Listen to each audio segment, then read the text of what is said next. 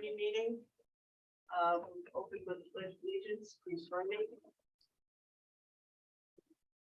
Pledge allegiance to the flag of the United States of America and to the republic for which it stands, one nation, under God, indivisible, with liberty and justice for all.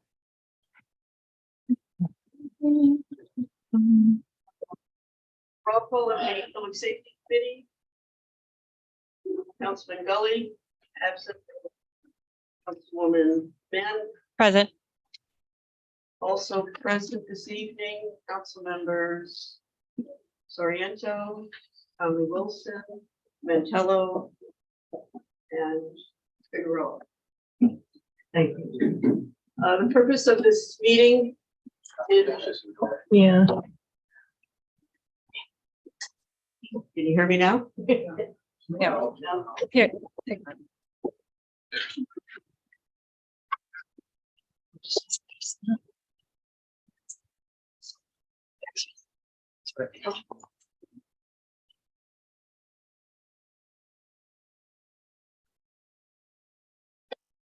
Thank you. I'm sorry about that. The purpose of this meeting tonight is to hear from our professionals within the administration about the staffing issues that have been raised previously by the union. There's been a lot of chatter on social media, which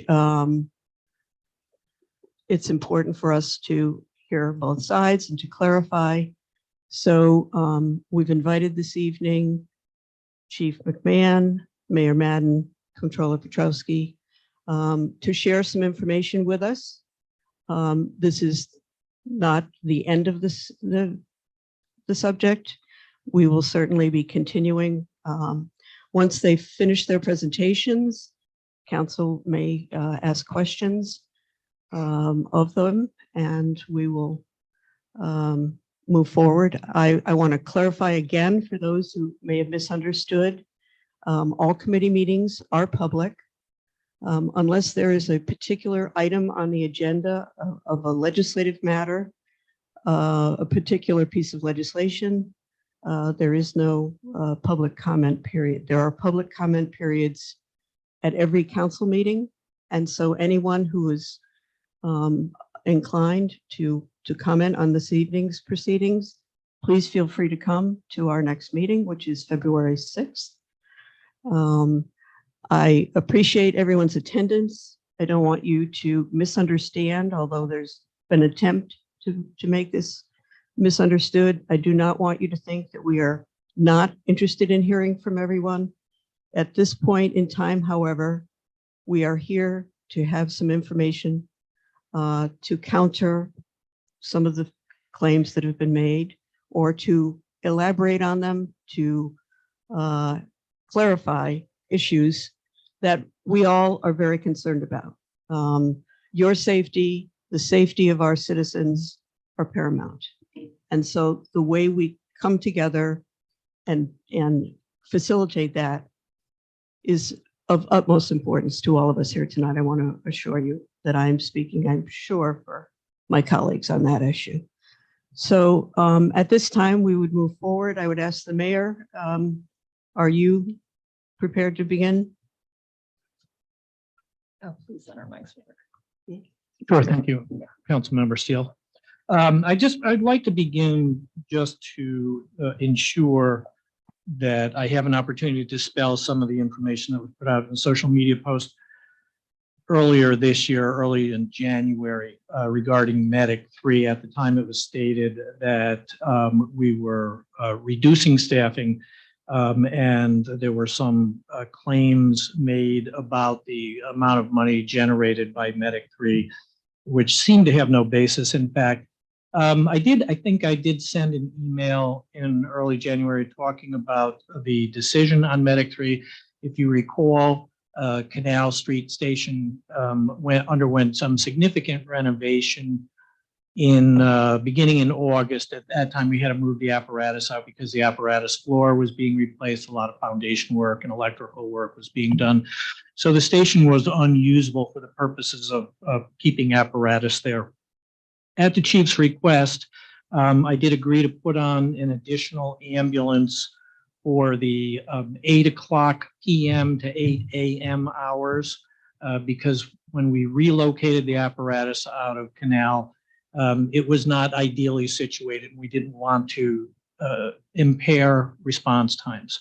So at the chief's request, I agreed to do that. The understanding at that time, and I do believe everybody understood it, was that when we were able to get our apparatus back in, we would take that ambulance from 8 p.m. to 8 a.m. back off. I do want to note that we do have what we sometimes refer to as surge staffing or peak ambulance. Those terms mean the same thing. Up on Boughton Road, we are running an additional 2 members that can staff the ambulance specifically from the hours of 8 a.m. to 8 p.m. That was put on early in 22 in response to the number of calls we were receiving. And it was just an effort to take a little bit of load off of the other ambulances. So that staffing was paid with ARPA funds, as was the Medic 3 rig that went from 8 at night till 8 in the morning. That was paid with ARPA funds in 2022 until the ARPA funds were depleted, and then we dipped into the general fund to cover the balance of the year. So again, Medic 3 was placed in service on August 22nd when we closed station on Canal, and then it was retired on December 30th when we were able to get back into that station and replace our apparatus where it had been prior to that. I asked Andy to run some numbers on billings, and he has prepared some numbers, and I'm prepared to translate what he says into common everyday language if need be. But just a couple of caveats before we get into those numbers. What we bill and what we receive are 2 dramatically different numbers. We receive about 25% of what it is that we bill. And that's not a slam on the billing company. It's just that's the nature of medical billing. Sometimes you receive payment, sometimes you don't. We carry a lot of uninsured people, and Medicare and Medicaid rates are much lower than what we charge insurance companies. So when we talk about the revenue, what we're talking about is what we actually do receive, not what we actually do bill. With that, I will, at this point, turn it over to Andy to go through some of the numbers. Thank you, Chair. Very quickly, Andy, if you could also add in the question that's been asked a few times, what you and I spoke about the other day, the Medic 3 and each ambulance, what they bring in revenue. If you could clarify how that is accounted for. Thanks. Yes, we'll do that right now. Good evening, everyone. We do not track revenues by shift. We do not track revenues by medic number. It's not something that's available to us from the third-party billing company. It's never been tracked. To even do an analysis like that, there is not enough time for anyone to do that, because revenues are billed, or revenues are recognized as they are paid, not as they are billed in the general fund. That's the accounting rules that the city follows. It's generally accepted accounting principles. It's governmental accounting. So the information that has been requested is not available. All we have is the aggregate information for the year. Aggregate billed, aggregate adjusted off, total net receivable, and collections to date. So the purpose of this analysis was to look at general fund revenues from ambulance transports and determine why revenues have increased from 21 fiscal year to the 2022 fiscal year. The methodology was I'm going to briefly go through all this, but the methodology used was to keep it apples to apples as best as possible. So the revenue numbers you see for 2021 are not the final revenues. We recognize revenues paid in January, and for example, revenues paid in January and February 2023 that had a call date on or before December 31st, 2022 are recognized as 2022 revenues. It's the city's revenue policy that's consistent with governmental accounting rules. That has been backed out for 2021, so we're looking at accurate comparable data. So think of it this way, the numbers you see here are about 10 and a half months total of revenue for the fiscal year. Almost all revenue received in January gets recorded back. Depending on the year, up to 50% of collections in February get reported back. It varies year to year. I looked at 4 different areas. The first is a revenue analysis of actual cash receipts 2022 versus 2021, which have increased $189,159 or 9.52%. Then looked at a billing analysis as provided by Comstar, who is the city's third-party ambulance biller, where actual billings from 2022 to 2021 increased by 1.137 million or 11.5%. Write-offs are contractually mandated reductions mainly through Medicare and Medicaid.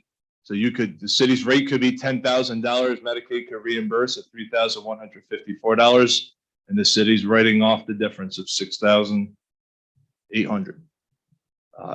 Write-offs in 2022 were 7.25 million. 21, they were 6.257 million.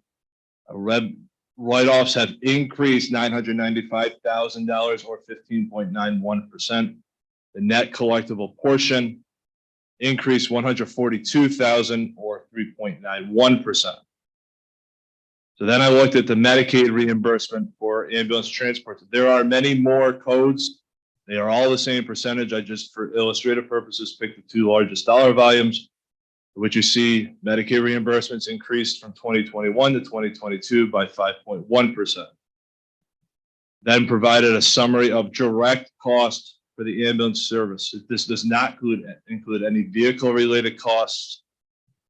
There's no personnel cost other than the surge staffing overtime accounts that were directly able to be determined. This was a time, in the interest of time, just a direct cost for the time being.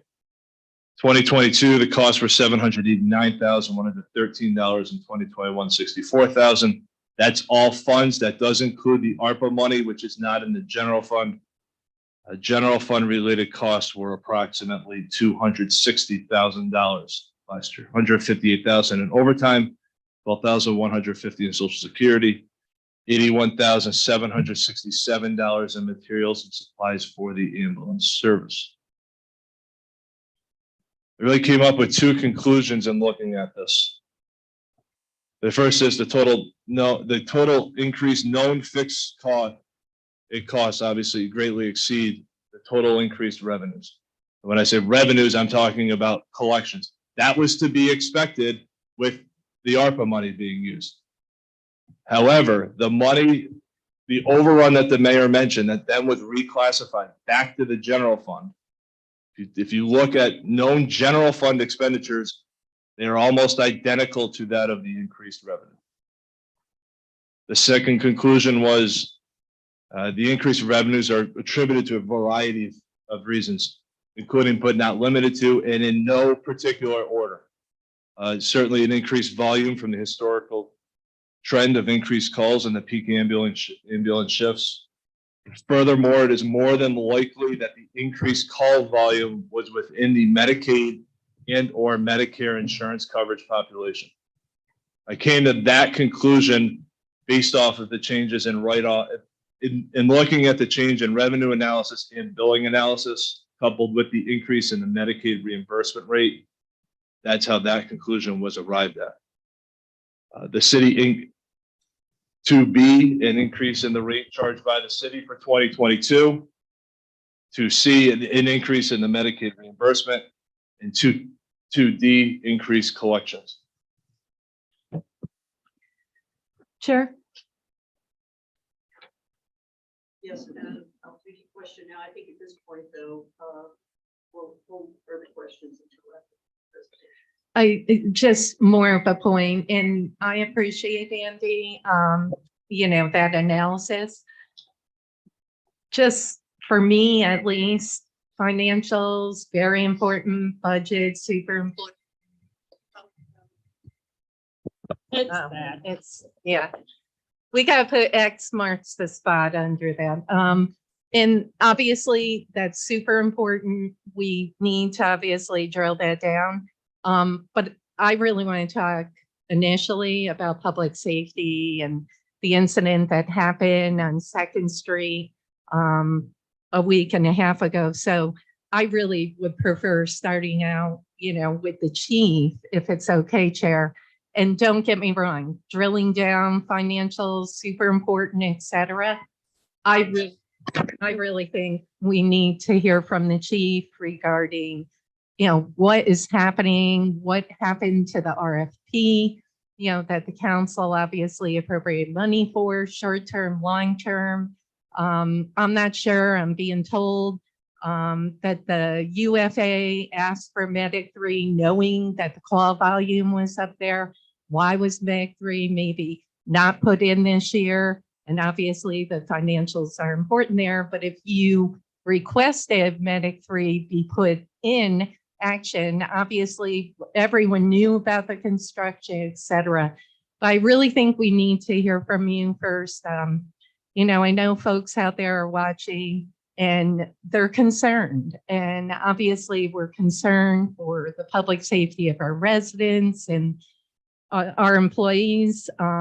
But more importantly, we need to ensure that our staffing is at a level where it's not going to jeopardize. And have we been fortunate to date? Have we been lucky? As a council, we can't approve just being lucky. And we need to know your thoughts from, where you're sitting, obviously your folks. And, Chair, I would also ask, I know the family is here from a relative of the Second Street, and I would love to hear from them. And obviously the chair has control and can allow the public to speak. So I would request that also. But Chief, I really want to hear from you. Thank you. So I'd like to ask the control.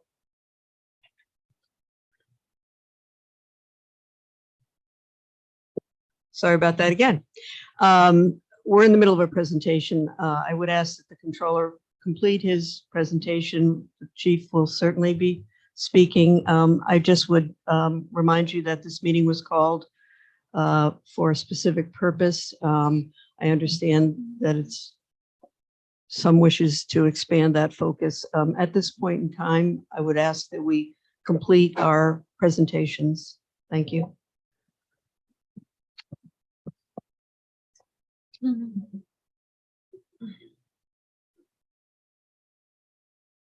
If you're done, take it away, Chief. Thank you.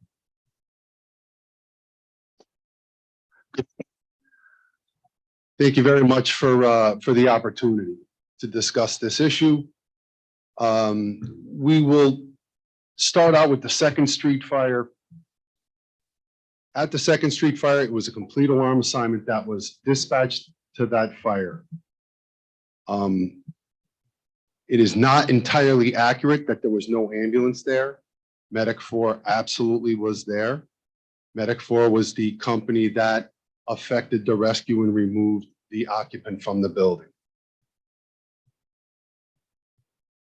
They did not, I would say that they triaged the person. They did not evaluate him. They did not treat him in any way. The initial word that I got was when he was initially removed from the building, he stated that he was in no distress, that he was going to be fine. And at that time, Medic 4 went forward and began their firefighting operations. Obviously, life hazards are addressed first. I honestly believe if Medic 4 thought that the individual was in need of treatment and transport, they would have taken care of that immediately. But I believe that a couple people asked him, is he okay? He stated that he was all right. It wasn't until he went indoors, he was moved inside, he started having some difficulties, at which time a police officer approached the assistant chief, let him know that we had a person that was starting to cough a lot and may need some medical treatment. North Greenbush Ambulance was already there at that point, and from the time that we were notified that this individual needed treatment, North Greenbush Ambulance was already there. The assistant chief directed them down to the patient, and it was taken care of. This is not the first time in which we have, the City of Troy's ambulance has been on a call in which someone needed to be treated or transported. In fact, the rescue that was affected right behind the firehouse over on Fifth Avenue, Truck 2 removed the individual from the 3rd floor. They immediately transferred that care over to Medic 4, and he was able to be treated and transported. Okay, so I don't believe that there was ever a time where we abandoned the patient or we were without delivering patient care to this person. With that said, Medic 3 absolutely would be beneficial to the City of Troy's Fire Department. Medic 3 is it's highly valuable. Anytime that you're able to increase your manning and your staffing, it is a benefit. Right now, we have 2 companies that jump from one rig to another rig. One company that the term that has been bantered around is cross-staff. Engine 2 is a centrally located engine company. It would be very valuable to have that engine company on duty 24 hours a day, 7 days a week, with an independent medic rig also staffed. With that stated, I put a lot of faith into Andy. I think that he's a highly competent guy. And, you know, when the question was asked, it was stated that the city could not afford it. As far as I was concerned, that's as far as it went. Okay. Yes, absolutely. Thanks, Ben.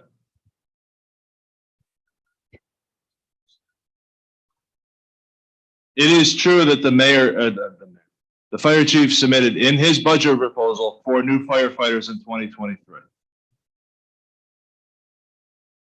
It was attempted on a weekend to put 8 firefighters into the budget for 2023. It was attempted to put 6 in. It was attempted to put 4 in. It was attempted to put 2 in. My job is to finance the cost of the operations of the city. There are 2 choices in the 2023 budget to add those firefighters: cut services or exceed the tax cap. And the direction that we were going in, do not exceed the tax cap. And it's not my job, quite frankly, to reduce services. It's to come up with a budget for the services. There was no room in the 2023 budget, again, short of exceeding the property tax cap or cut services. There was no way to do it. This administration's budgeting philosophy has been recurring revenues for recurring expenditures. It just wasn't, there was not enough room in this budget process, and is why they were not in the budget. It was taken very seriously. It is why there was so much time spent attempting to put them in. It was not feasible under those 2 parameters. And I wanted to put that out there for everyone to be aware that it was not submitted and immediately rejected. There was a significant amount of time spent to attempt to put that into the proposed budget for 2023. I'm sorry, Andy, I didn't mean to make it sound like but I honestly believe that Andy is incredibly competent. He's an honest guy. We spoke and he stated that it just could not fit into the budget. That is a unique feature of our schedule. In order to staff Medic 3 on a 24-hour basis, it would incur 2 additional guys per day. We run 4 shifts. That would be 2 guys times 4 shifts.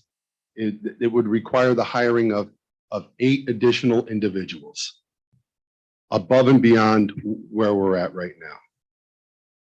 I think that enough has been stated that we're having troubles with our with recruiting. I heard that, well, it would be very simple. You could just pay them on overtime and just do it on an overtime basis. I have to tell you,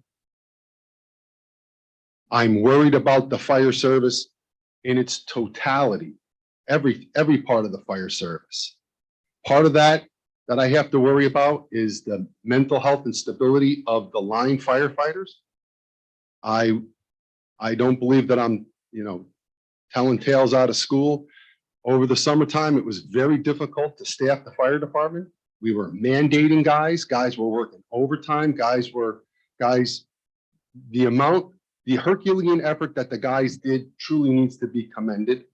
However, just to say that we're going to do this on overtime, I don't know as if I would do that. Only because the stress that it put on the guys, the stress that it put on trying to complete the schedule, guys were coming in. The junior members would come in on a Friday. On Saturday, when they were supposed to leave, they were told that you can't leave, you're being mandated. You're being mandated for another shift. All right, so overtime is not, I don't believe that overtime is obviously it's not a long-term answer. All right, we have an exam coming up. February 11th, the exam is coming up. We have 144 people signed up to take the exam. Hopefully there's a quick turnaround, and I have full faith and confidence that we're going to be able to fill out our budgeted strength, and then I will take another look at it and see what can be done at that point. Other than that, does anybody have? I would just like to add a comment. You know what, maybe if we move the table Yeah. back. I'd just like to add a comment. You'll recall as we were going through the budget process, the pressures we were feeling relative to interest rate increases and inflation that drove the 23 budget up by $3.8 million. So we were struggling to close the budget without cutting services anywhere. I can't think of a department that couldn't use more personnel. The fire department, I include among them. They could use more personnel. I know that this council would not have voted for going past the tax cap. I did not know where else we could cut funding to increase staffing in the fire department. I just want to pick up on what the chief said about filling vacancies. We have 12 vacancies now. It's expected to rise to 14 pretty soon. And then that doesn't even count retirements that may occur this year. So we are hopeful that the 144 people or a large percentage of them will show up for the test on the 11th. You'll recall that we waived the application fee in an effort to attract more applicants.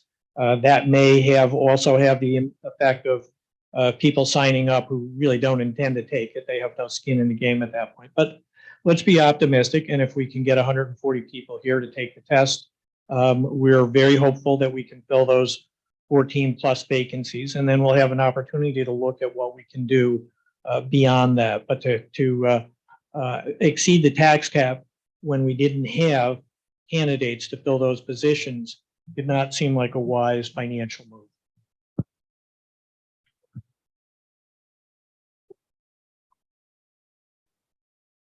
Thank you. Have you all had an opportunity to complete your presentations? Thank you. I just would ask you, Andy, as part of the overall budget message that went out to all departments, was there a call for reduction of costs, including personnel.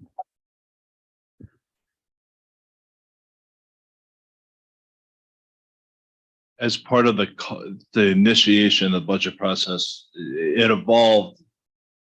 It evolved as the budget process went on, that we sent information out to department heads that they needed to look at scaling back their requests, which would have included new personnel requests, not the current staff, current staff's titles, but certainly there were givebacks by every department in the budget process. Once we got pension in and health insurance in and insurance estimates and things of those natures, as we saw the rising costs that we talked about for 2 months, every department gave back in the budget process itself. And every department head should be commended for giving back in those meetings, because they all understood the situation that we were in. Thank you. So that impacted all departments. It wasn't just a targeted effort. Yes. Thank you. I'd open it up at this point to any council members. who I might would have like to questions. speak, please, Chair. Thank you. So I'm hearing everybody, and I thank you all for coming, and listening, but, so I have a statement to say, because public safety is and should be our first priority. So the issue here isn't about where the funding is coming from. It's where the funding should have gone. Under the Madden administration, Troy has developed projects including but not limited to the city stations, King's Landing, Meridian's building, the Matthews building, the Key Bank site, the record site, 433 and 433 River Street, just to name a few. All of these development sites were progress made in Troy. And we're not disputing the positive impact these sites have had on our great city. What we seem to not be understanding, though, is that our vital emergency services hasn't received manning increases for over 27 years. While our city continues to grow, call volumes have increased. Even with the Elliott Nursing Home alone, I'm hearing that there was over 700 calls in a year. Our city has shown economic growth and population increase. However, it has neglected our emergency services. Our fire and EMS services haven't had staffing increase in 27 years. Our city council minority, involving Council President Mantello, Councilmember Gully, and I, we took a major step in proposing 2 additional firefighters for this year's budget to move it in the right direction. And the council majority and the Madden administration did not support the funding of the additional firefighters. Our population has grown. Our crime has risen, and yet we are limiting our first responders to staffing levels of 1996. My constituents and yours have continuously complained of the safety of our streets. We need to make sure that our streets are being patrolled and that the public safety of our taxpayers, our families, our children, and our neighbors are put first rather than last, as they've been treated since Mayor Pat Madden has taken office. Tonight, we need to take a stand to ensure that we are able to put our first responders first and invest in public safety above anything else. While our city is growing, it's putting a burden on our public safety. I sat here during the budget meeting. Councilmember Goli asked about what was going on with that MACDOT savings. And Andy, you said, well, due to inflation and unexpected costs, there is no real savings. So I did my research. I looked into other towns and cities in the area dealing with the same issues we're facing today, the same inflation. They all stayed within the same tax cap, and not one municipality has gotten rid of a debt as large as we have here in Troy. Rensselaer County has had continuous tax cuts as a whole since 2018. So what are we doing wrong? Same staffing for our public service members should be our safe staffing for our public service members should be of our top priority. Our police, fire, and EMS services are the first to respond to any situation in the city. They keep our community's business, keep our communities, businesses, and our families safe from harm. It's time we step up to the plate and make a decision to require proper staffing levels for our first responders because they matter and our safety matters. Councilman Soriano, would you please Thank you. state your question? It's not a question. No, it was a political statement. Thank It's you. not a political statement. Um, Safety should not involve politics. I'll leave it at that. I- I totally agree, but again, as I stated earlier, the purpose of this is to gather information, not to. This is information. Thank Thank you. You are more than Chair. welcome to ask a question, but we're not here to issue statements. Chair. That can be, yes, just a moment.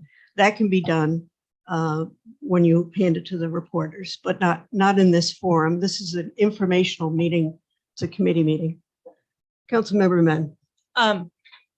And so, I know that one of the challenges facing our ambulances is that they sit at our hospitals, correct? Sometimes for hours.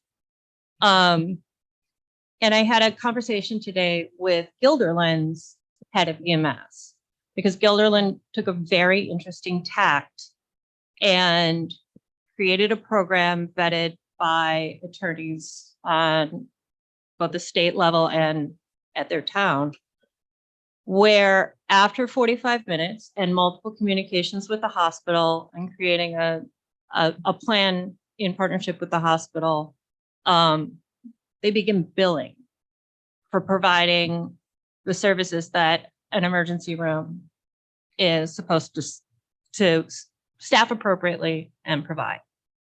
And I forwarded on the information to you, Chief, and I apologize. I had this conversation this afternoon, so I just recently sent. Oh, good. Oh, great. I'm sorry, I haven't had a chance to see it. But I would, part of our challenge is we're not, our police and paramedics are not, they're sitting in a parking lot and they're doing their jobs, taking care of a patient. And that is kind of currently out of our control because we are sort of held hostage by the choices that are made by hospitals, nonprofit hospitals that don't pay property taxes. And so perhaps one of the ideas that we could explore is what Gilderland and I believe now Clifton Park has done, which is provide an incentive for the hospitals to promptly get patients brought by Troy, seen, cared for, signed off on. It seems like the attorneys that have worked with Gilderland have created a very airtight solution to mitigate the risk of getting sued. If they need more time, they can pay us. And it can take, while we're recruiting and training and hiring new firefighters, this may be a solution that actually is a long-term solution to take some of the pressure off of our staff that costs us nothing. Gilderland did the work. Copy, paste. Save staff time, save money. And it's a longer conversation, one that would certainly have to come back to this committee in partnership with the administration and in partnership with the unions. And it's one that's gained a lot of interest throughout the state. We're not the only city that is considering this or could consider this. It's not perfection. It's not all the problems. The problems go all the way up to the feds and how things are funded and paid for. But it can apply, it can create a partnership with our regional hospitals. And based on my conversation, it seems like there is already movement in terms of legislation to allow other forms of options for treating patients on the scene, everything from telemedicine, And we've seen that in COVID, hospitals are able to expand their capacity when they want to. And I think maybe, you know, money talks and we know it walks. And so if there's a financial incentive for them to get our fire truck or our ambulances back on the road, maybe we should talk about it in some detail. And I apologize, you know, having only sent you this information today. But I thought it was something that was interesting. And there was an article in the Times Union several months back, and then also in some of the papers closer to Guilderland.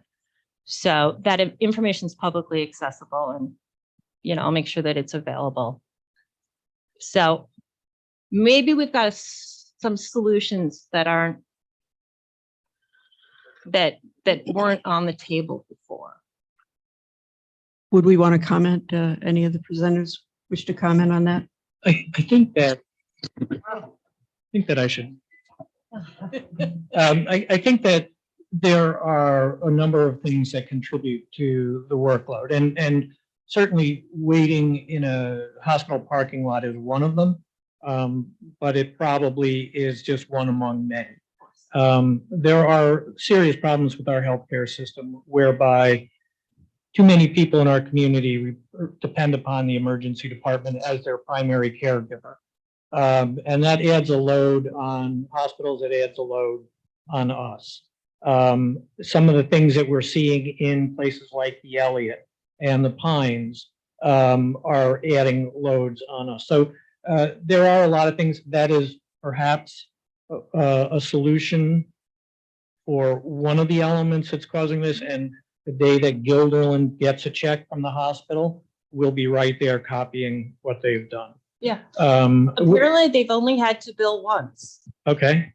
It seems like when you have the threat of billing, you go to the front of the Well, line. you know, I do understand, and I do believe that hospitals are not lying when they say they are having trouble staffing their emergency departments. I do think that they did downsize and consolidate too much, given the trends that they were seeing in ED usage as they did downsize, or as they call it, right size. So that's more than happy to look at that. But I do believe that there's a serious structural problem that isn't going to be solved by billing them $150 a couple times a week. With respect to stepping up, Councilmember Soriento, I'll remind you, I don't set the tax rate. You do as the council. So if you want to propose a mid-year tax increase to increase staffing in the fire department by 8 firefighters, we'll help guide you through that process. But I can't do that. That's just not in my bailiwick. So I don't know, Chief, if you have anything you want to add.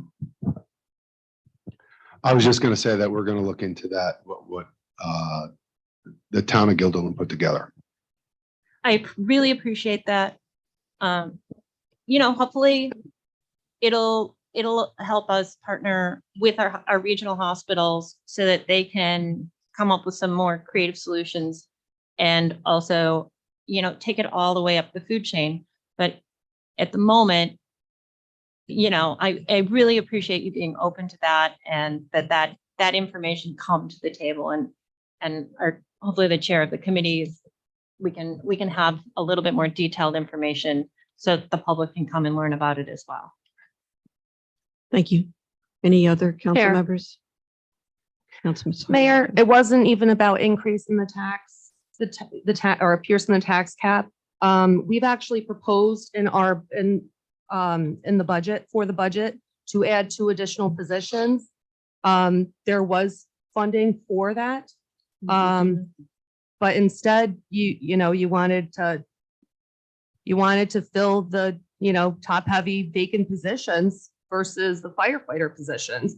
So it wasn't about increasing the tax cap or piercing the tax cap. Because I mean, there would have been funding. And like I said, it's not from where, it shouldn't be about where you're getting the funding. It's how you're funding it. how you're funding the money that's out, it should be allocated for additional staff. I mean, they haven't had a staffing manning increase in 27 years. I mean, properties are growing. I mean, this is not statistics or a study that needs to happen. It's common sense, And it all requires money. And as the and like I said, tax, there was Tax- money for it. and as the chief said, 2 firefighters would not accomplish what's No, but it's a needed at this start. point. It's a start. It, It would have been a start. and we have 14 slots to fill. Council President Mantello. Yes, thanks, Chair. Couple observations. Before I ask a couple questions, I am Chair. I was just notified. I did not realize, but I believe that Rick Ferris, the gentleman, and the relatives are here from Second Street, and he really wants to speak to tell the council what happened that evening. And I would just ask, I understand you're the chair, but I think the remainder of the council I would would support to have him, Rick, his family speak. And I just ask as chair that you open it up to the family, please. Do you have a question? I do, but before I go into it, I'm requesting that the chair consider allowing the family to speak. And Rick, is that you right there? He's right there. You're the chair. I just think it's important for us to hear. That is out of order, and I would ask that you please restrain yourself. I'll make the call as I see fit, but that doesn't help. Again, this evening. I'm sorry? No, I said, Mr. Wisher's comments are not helping me make my decision. I consider that, thank you, Eric. Just so you know, I don't know if you were here earlier when I stated the purpose of this meeting. I'm very sorry and very grateful for those who attended to you. I'm not sure how that contributes to our conversation of the finances of this at this point in time. If you wish to speak regarding staffing, vacancies, I will entertain that.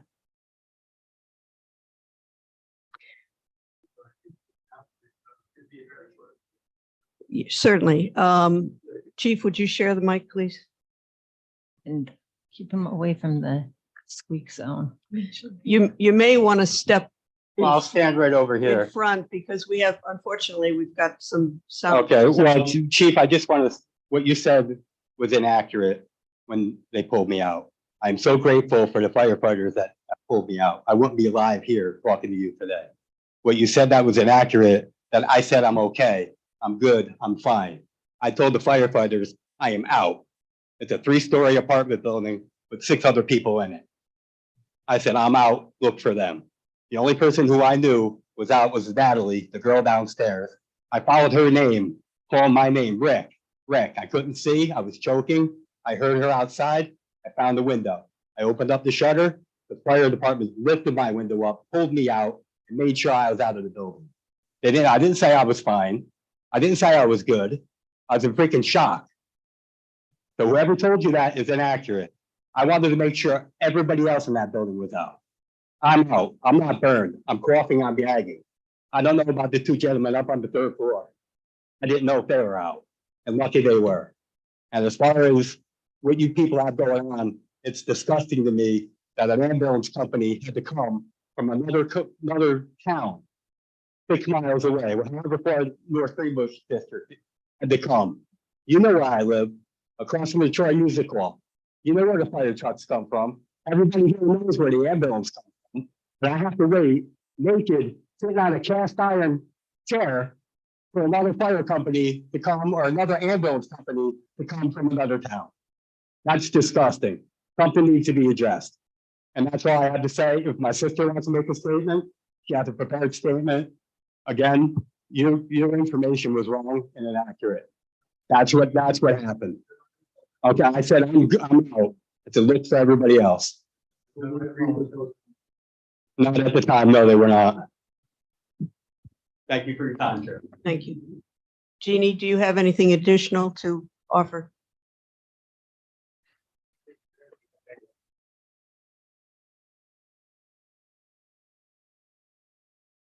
Eric, I'm absolutely grateful to you and your staff. They are amazing. This is emotional for me. That's my baby brother. He was transported to Westchester. Do you know what it's like to have to sit there and watch your brother hooked up to a breathing tube? He had to get transported by himself to Westchester and we had to follow. This isn't just one incident. This happens in this city way too much. You deserve more firefighters. You deserve more ambulance. We all do. This cannot continue to happen. Mayor, I don't know what the fix is. And yes, I am emotional. This isn't a scenario. This isn't hypothetical. This happened last Tuesday in your city, in my city. I'm a Troy girl, born, raised, live, and work. I've defended this city to outsiders. I continue to do it. But last Tuesday, I was embarrassed to be from Troy. And that can't continue to happen. Something has to be done. I don't know what the fix is. I'm asking you, all of you, to find a way to fix this. And it's not just fire. It's not just ambulance. It's police as well. Crime is increasing everywhere. And I get people, oh, you live in Troy. I don't like that rap. That has to be fixed. All of this has to be fixed. You all have the power to do it. I'm asking you to please do it. Thank you. Thank you.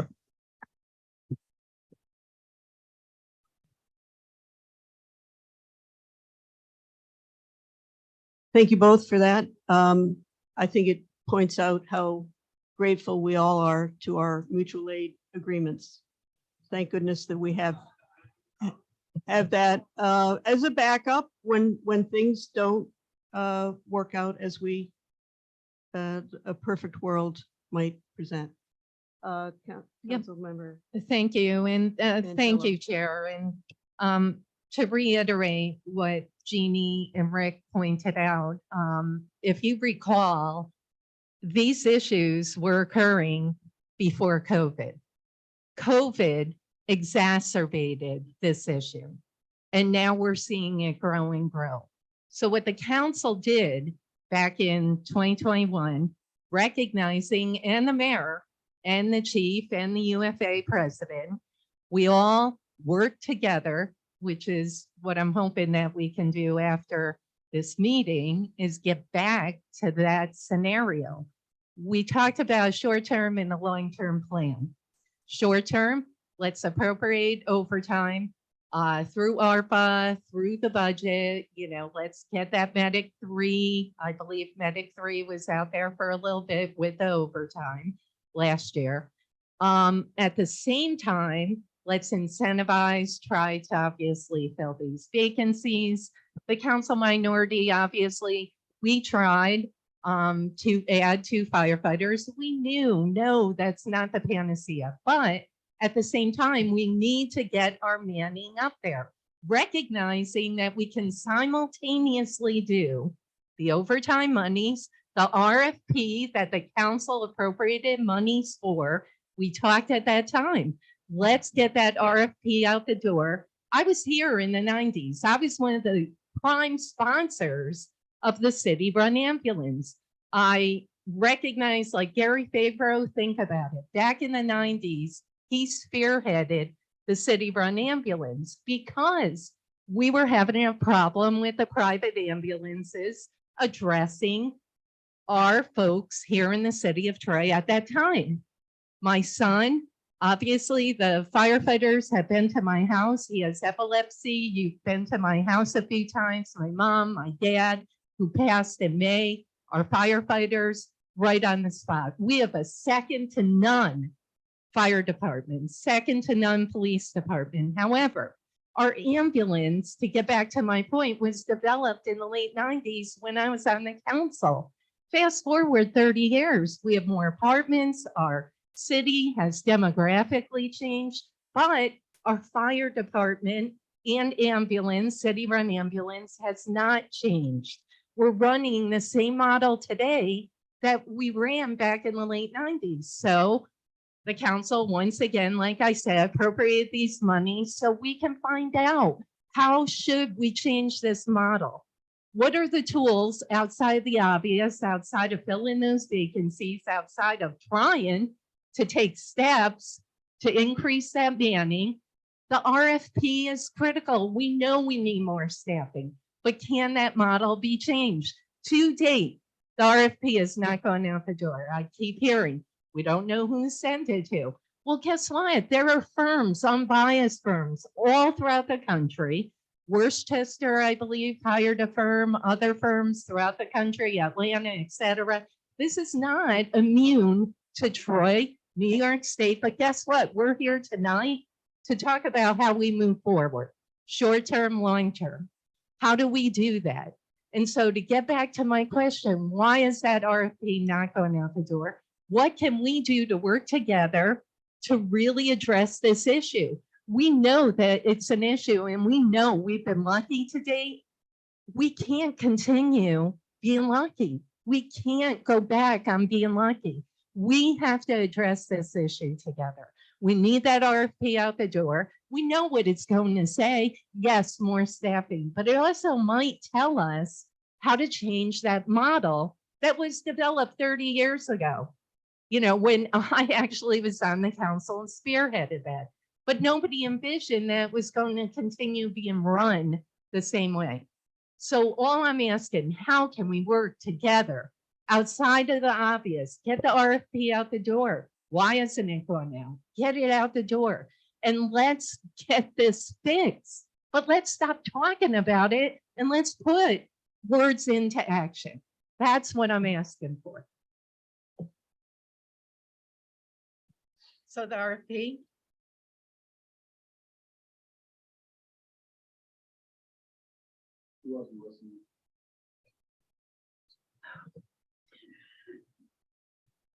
Again, Eric, would you please? Eric, Darren.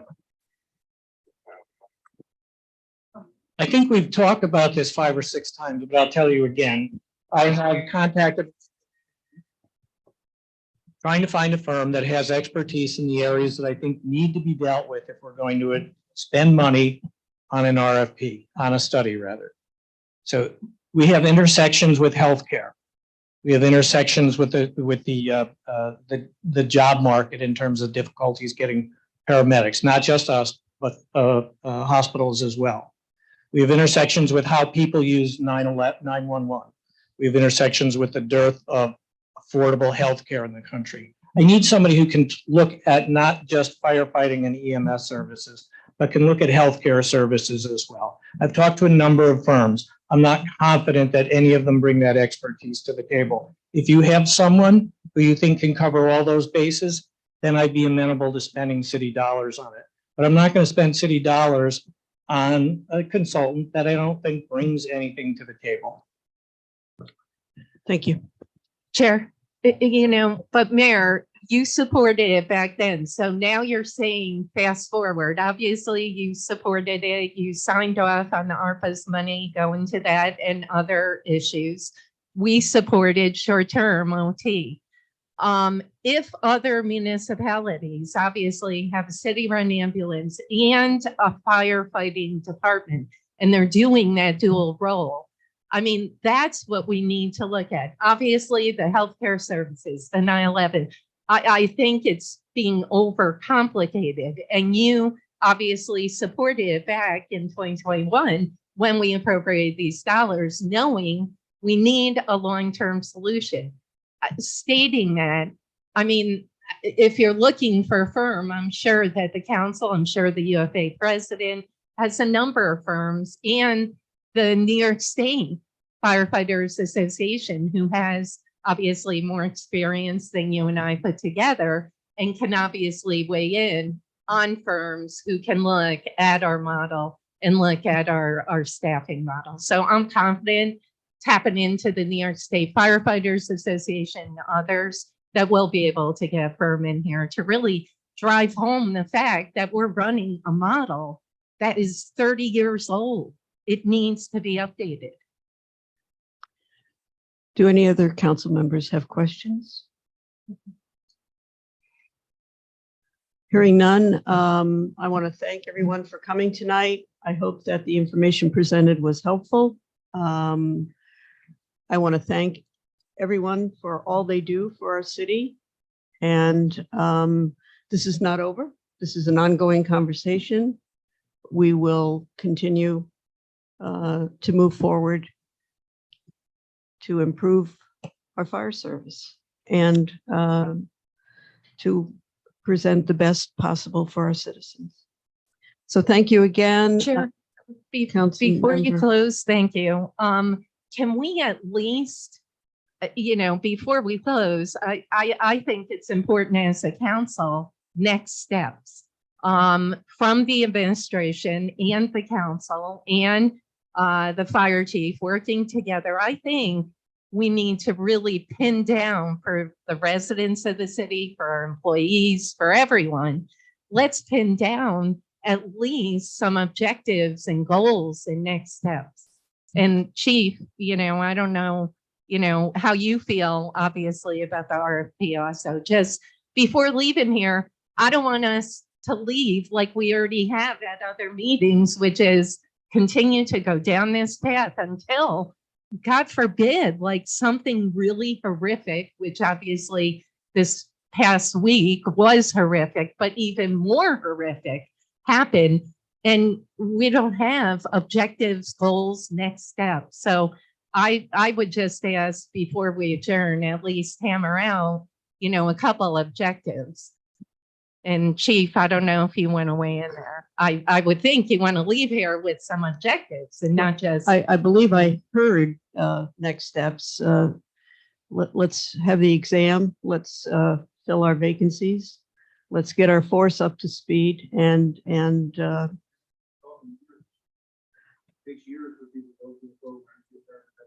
Eric, thank you.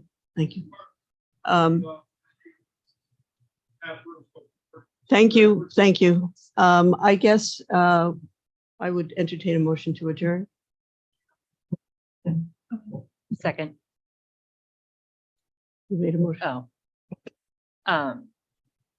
Well, could we talk about maybe scheduling another public? Yeah, safety meeting? yeah, we can, when our committee's here, but Oh, yeah. unfortunately, our public safety committee is not all in attendance. We have another meeting this evening. So, Council member Gully just texted, just so you know, Chair, he's on his way from his job. okay. So So we can't schedule the next, no, not public at safety this meeting time, because but- we don't have But a- we will have another meeting. There's no doubt about it. and Absolutely. This isn't going away. We understand it's not going away.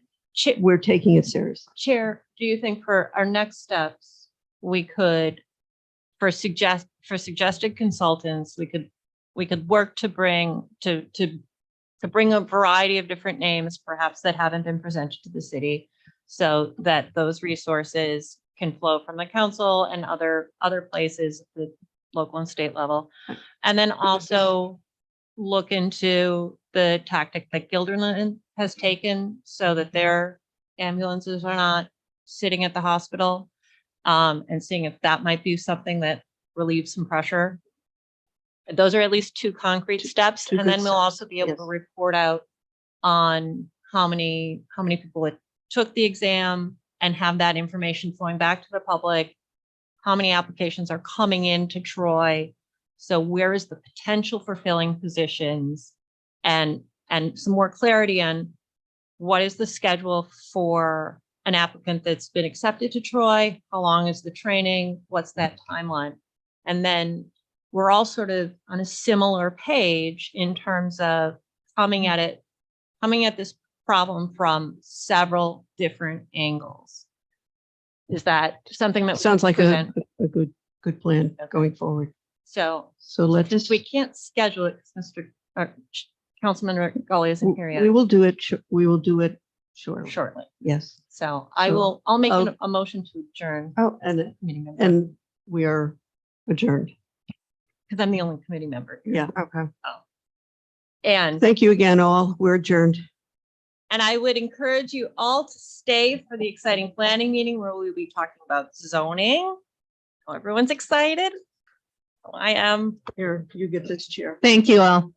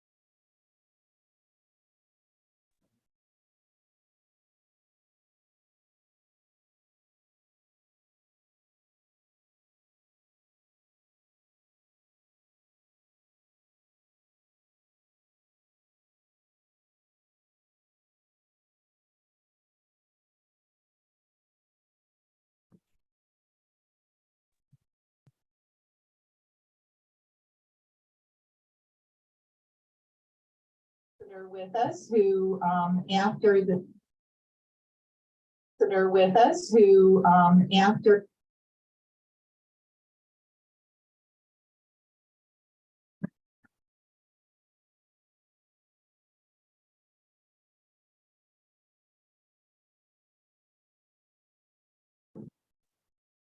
with us who, after with us.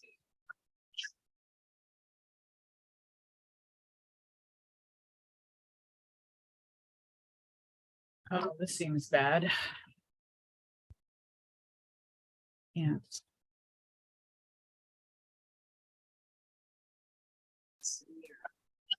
This is to work with us. And we're coming out of the box with like a really big,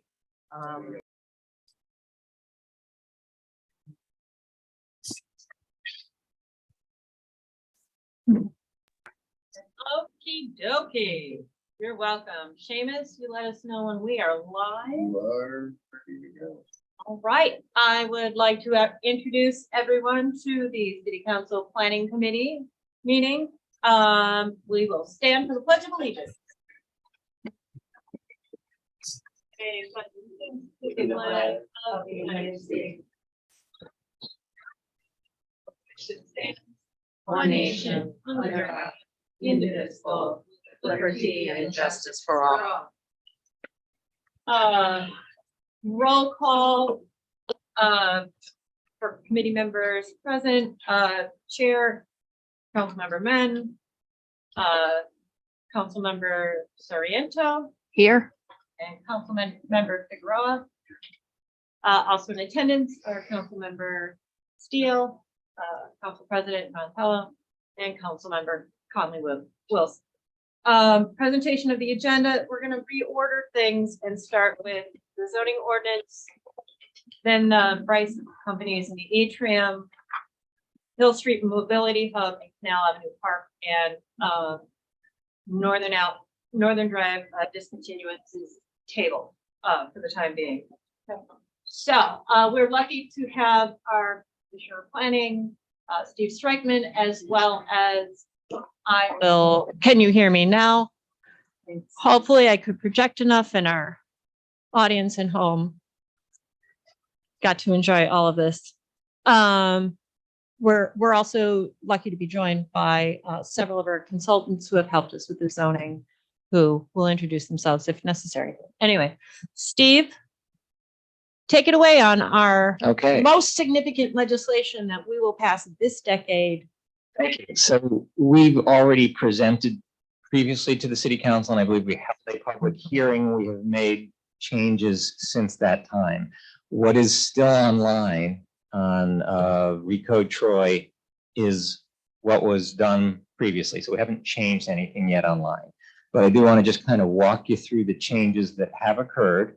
There's a number of steps to take. What I'm hoping to do now, or actually probably because the ordinance is not before you now, is call for a public hearing for the adoption of a new zoning ordinance. And there's also going to be a call for a public hearing to rescind the old zoning ordinance / law, which was adopted over time different ways. So we're rescinding it by local law. So the new ordinance would not take effect until the old ordinance is rescinded and recorded with the, wait, who's it?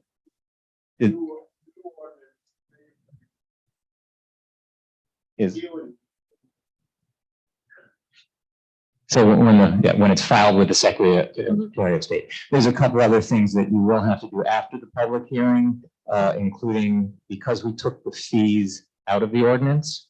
I have a resolution ready for you for the February finance meeting, enacting fees by resolution, which is what the ordinance calls for. And before you act on any of the adoptions or not, you also, there's a seeker determination as well. So there's a number of steps that will all happen, hopefully by March 2nd, so we can get this thing up and moving early in March when it's recorded with the state. Right. So the changes that have been made. Steve, I'm going to ask you to just roll forward. You're in the hot zone for our feedback zone? You got it. All right. Oh, that sounds much better. Or maybe check it up. That we've got to put the X on the floor. Yeah. We Okay. don't have one yet. Okay, so some of the changes, we clarified the language related to the requirements for storage plans for recycling garbage and other materials being disposed. That's in 285-15. We made some changes for more clarity with no really change to the substance of intent. For planned development districts, we had clarifying language that the use and lot development standards of those approvals will remain the use development standards for those planned developments when adopted under the current Troy Code, for instance, First Avenue. And that's basically, that deals with a unique item. We changed the height of accessory units by 5 feet in the lower intensity zones. Lot development standards, that was really just clarifying language we added about how to apply the standards when there's more than 2 buildings on a property. Yes, Council President. Thanks. Sorry about that. Steve, regarding the accessory dwelling units, the ADUs, I believe Monica is on with us. Monica, did we discuss some of the, because I know there were concerns raised, in terms of limitations, how many ADUs, et cetera. I apologize. I do not have my zoning book in front of me, which literally had like 100 sticky notes. So I'm not sure. Can you go through the ADU real quick? What's proposed, and then this also just tinkering. Well, so the only change from the draft before was just to increase the height a little bit, the 5 feet. We, in terms of allowing them generally, we did allow for an accessory dwelling unit in all districts as an accessory use. And we did cap the, boy, I have to, you know what, 1 second here. I'm just gonna, you're tapping my memory now too. It's been just a few months. Just 1 second and I can. Sure. No problem. And while you're looking it up, Monica, we could always, talk offline. I just. Yeah, I have it here. So we were allowing 1 accessory dwelling unit in all districts except in the mixed use 2 in downtown.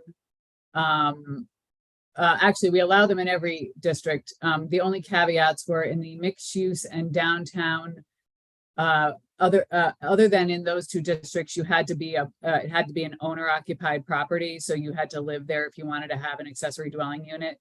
The only exempted places from that were mixed use 2, the more intense neighborhood zone, and downtown. And then the other feature is that accessory units are capped at 800 square feet of gross floor area. And And- Monica, is that citywide, the 800 square feet? Sorry. Well, I mean, it's not really, because once you get outside of this single family home areas or an accessory dwelling unit could be in the building and just become a 2-family. So at the point where they could just function like a 2-family, there wouldn't be that cap.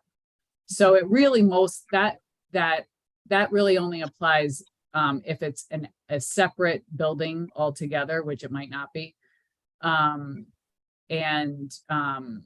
We did not cap it in carriage houses either, because there are a bunch of those and we didn't want to not prevent usable space in a carriage house. So I think it really depends upon the situation for the cap. That issue would mostly apply to the single family districts if they're going to be within the principal building, and then the cap for like a separate building, that cap would be in place. Yes. So, a standalone structure, or say it's over a garage, that's a standalone structure. That's where the cap would would play. Okay, moving down. Thank you. 285-65, just fences, we increased the allowable from 6 to 8 in the downtown mixed-use district, which is really what was allowed and existing before. We exempted some lighting, so I can't do this. We exempted some lighting for special events. We removed language. You guys tell me, where am I gonna stand? Yeah. Here, we'll get you. I'm gonna stand right here. This is good. Thanks, Steve. Okay. We in prohibited outdoor lighting, we removed language that the lighting buildings colors can't change. For instance, the building you're in right now. Lighting curfew updated to clarify that building lighting required in sections G and lighting supporting public pedestrian pathways are not expected to be turned off Thank you. after hours. For signage, we added language that temporary signs that consistently reappear are not necessarily temporary signs. On page 2, steep slopes, we added swimming pools to things you don't want to build on steep slopes. I'm not sure why we had to do that, but we did it. Otherwise, they'd drain. We reiterated the language in the waterfront overlay that permits waterfront trails within the 50-foot setback. We made a couple changes for planned development, and it was kind of based on the fact that we had one planned development change, but it hadn't been before Planning Commission. So basically, we are requiring that one to go to the Planning Commission, the Second Avenue. So that's what the language changes there for the first one, 285-81K. 82 is basically the PDDs at the time of this adoption have 24 months to complete site plan review, or you could seek to abandon that PDD, and that's mostly for existing ones. And for amendments, we added language back in. So if the Planning Commission recommends to use zone changes or things, you have 90 days to act. But for a planned development district, you don't ever have to act. And we added the language in that basically states you don't ever have to act. And then for Schedule A, these are just small changes. We added agricultural as a permitted use in the industrial district. That could be indoor agriculture. And clarified that water-dependent transshipment facilities are permitted on the waterfront in the industrial district. Let's see. For the use maps, we made some changes. For Pauling Avenue, we changed further out 6 lots from single family to multiple use. Because that's really how they were used and what was around them. And I'm sorry, I don't have the map with me to tell you exactly where they are. I know they're on the left side heading out. 744 Pauling Avenue, which is like one of the last, it's the big old warehouse sitting down low. We expanded there was a split line lots because some of that's on the wine and scale, but we increased the amount of that lot that could be developed. It still was sitting within the setbacks for being close to water, but we added that in there because we're pretty sure that'll be probably developed as housing. Steve, yeah. Chair, Council President. sorry. Thank you. Steve and Monica, to get back to the waterfront, we had also talked about, and honestly, this was months ago, but we had talked about when the city was working with developers to try to ensure some type of incentive for waterfront trails for access, things to that nature. Yeah, so we strongly urge it in zoning ordinance. However, we do give them a benefit of an additional foot for additional story on top of for participating and allowing the public access along the river. So we did make that change. So if you're allowed 4 stories, if you do the trail, it can go to 5 stories if you make the public access. But we're not outright allowing those 5 stories without at least like ensuring like the view shed. I mean, we also want to protect the view shed. I get that, but you know.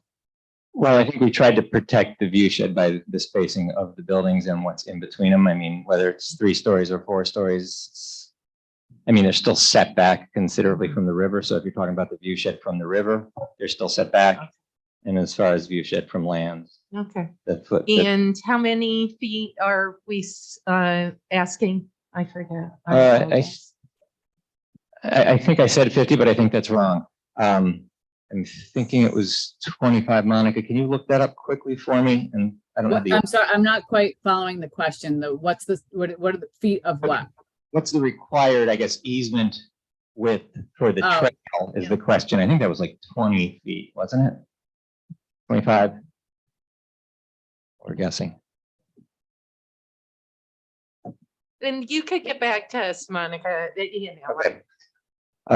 Okay, so I talked about 744. We removed existing plan development indication from lots that have been since acquired by the city. In most cases, we're probably making those conservation anyways, but I know there was one on Brunswick Road up on the Posting Hill. We changed the existing parcels on Hoosick Street at the city line back to community commercial. They are existing, they're like auto-oriented businesses there, so we allowed that to continue. And most recently, Ross Val at the former Troy-built facility, we are keeping that industrial, changed to a different use, but that's an industrial use there. So we're keeping that industrial. They did want us to also change the Ross valve on Oakwood Avenue, but that has not been industrial for a long time, so we're leaving that as it is. The development intensity zone maps, we changed the east side of 15th Street between RPI and Peoples Avenue to neighborhood 2 instead of neighborhood 3. That was at the request of the neighborhood to reflect and protect the characteristics of the buildings that are there right now. And we corrected missing development standards for a parcel on Hill Street. Missing development standards for person. We thought it was in a conservation district. We changed it to neighborhood 3. Chair? Chair, Council President. just real quick, Steve, back to Hoosick Street. Yep. What are the existing parcels? Okay, so change the existing parcels on Hoosick Street at the city line back to community commercial, which is the current zoning, as they are existing auto-oriented businesses. Can you explain this? And are we grandfathering only because we all know Hoosick Street's a nightmare? Yeah. And it's not going to be totally addressed in the zoning, but if we can address, you know, some of the issues that are happening with all the development in Brunswick killing us, I mean, it's a mess. So it's basically protecting the existing use of those buildings. I mean, they're community commercial uses. It's not like they're ever going to be houses or open space or recreation or, you know, single family or 2-family houses. So we basically just left the zoning intact, which we had downzoned it a little bit so that at least they, you know, they have the ability freely to update their properties, demolish, rebuild, whatever. And hopefully with the Brunswick study that's going on, we'll come up with some solution that makes Hoosick Street a little bit better in that area. So we're essentially keeping it the same, but not down. Just, and it's only like about 5 or 6 properties, or, you know, it's from the line, both sides of the lake. Yep. Back maybe 3 or 4. I'm not looking at it, but it's not many properties. It's basically right in that little commercial. I mean, it's a busy intersection. Yep. Whatever use you're going to have there is going to be a commercial use anyways. Right. Yeah. It's like, it's right across the street from the church at Lake. And I think it includes On a that- church as well. Yeah. Yeah. Yeah. Yep. And what else did I have? That was it. 8th Street, we just changed the lot that was in it. It was a private lot that was marked Parks and Conservation, and we changed it back to neighborhood 3 because it's a privately owned lot. So as we did those, we also added a definition for animal daycare because it's in the zoning, but there was no definition for it. And then Rick, figures Rick left just now. Rick has made a number of changes to the beginning of the ordinance. First off, including adding the word zoning and land use. The name of the title is zoning, Okay. land use. And then there's a bunch of changes that he's made as well that and I don't have them all here, but they're all just basically to protect us. They're for notification standards to increase you have to notify within 150 feet instead of 100 feet. Just fixed up some language. And is Rick back there? There he is. Do you want to talk briefly about the type of changes that you had made in here? I have a lot of very opinionated ideas about procedure and what legislative language should look like. And so I am busily engaged in making the ordinance look a little more like I want it to look, because I have to approve it as a form. And I'm including also certain things that I know from case law. And it is pretty, Legal. yeah, it's pretty explicit language you put in there for performance bonding and the requirements. You added like 6 steps in there. So that'll all be ready for you for Thursday. So those are basically the changes that have been made since then. Most of the zoning ordinance stayed the same. It was just clarifications and those little minor tweaks. I just want to say I'm not being critical because it's a massive, the more I get into it, the more I see how massive. Can only imagine. I commend everyone who worked so hard. Yeah. Steve, when do you think we could anticipate sort of a fully synthesized document with these changes and Rick's updates? Hopefully, I'm shooting for next Thursday. If not, maybe we could have another planning committee meeting before the finance meeting, so we can kind of get it. So you could actually have a final copy. Great. It is very difficult to do. I can send you a document that has probably tomorrow, all the changes I've talked about, as well as the 2 new maps. I could send that tomorrow. Fabulous. Thank you very much. Okay, it'll be the preamble, basically the first 5, I don't know how many sections, but it's quite a few, but. And then when do you anticipate that draft would be able to be posted on the Recode Troy website? Like it's supposed to be for The public hearing. Okay, Yeah. wonderful. Thank you. And Chair? Council President. Yep, just real quick, so process, you know, and I get it, Rick, like this is monumental, and Monica has done just a phenomenal job in River Street, and Steve and his department. I mean, they have seriously done just an incredible job on all this. Regarding your end, I can only imagine as you get deeper and deeper, all the things that need to be addressed in the code, et cetera.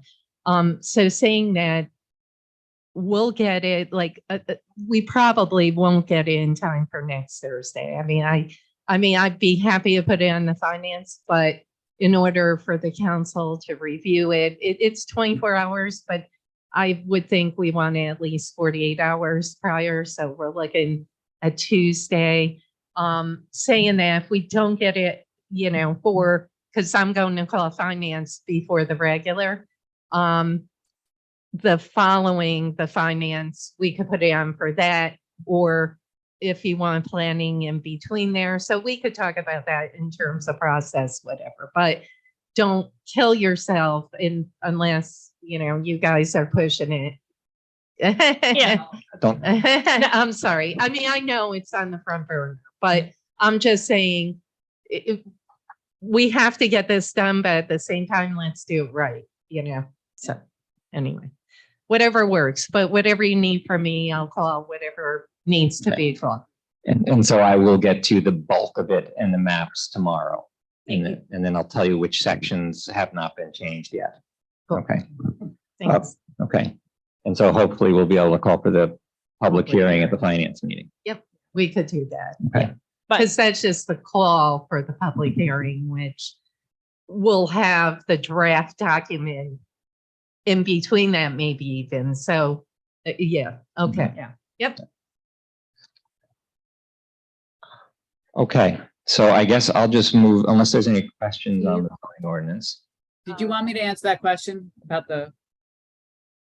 Oh, yeah, please do. Yeah. Monica. So on the waterfront, so the pathway itself is a dedicated width of 12 feet with 2 feet on either side of buffer plus another 10 feet. So another 10 feet setback from the walkway and any other use on the eastern side of the walkway. So all told, you would need to set aside 26 feet, 12 of which is actual pathway. If you have another use on the one side. So if, on the non-river side. Chair? Are you following up with that question? Yeah. Okay. Yeah, just that. And then Councilman Conley Wilson. Monica, thank you. And Monica, in terms of the ADA compliance, I'm sure that has been like totally looked at in terms, of the accessibility also, correct? For the walkway specifically? Yeah. We don't have a specific provision about that, but we could definitely, that could easily be added. That has to be considered for, for any, in terms of slopes and those types of things. For the city's pretty flat, but obviously there could be some considerations there. In terms of the width, absolutely the 12 feet covers what's necessary.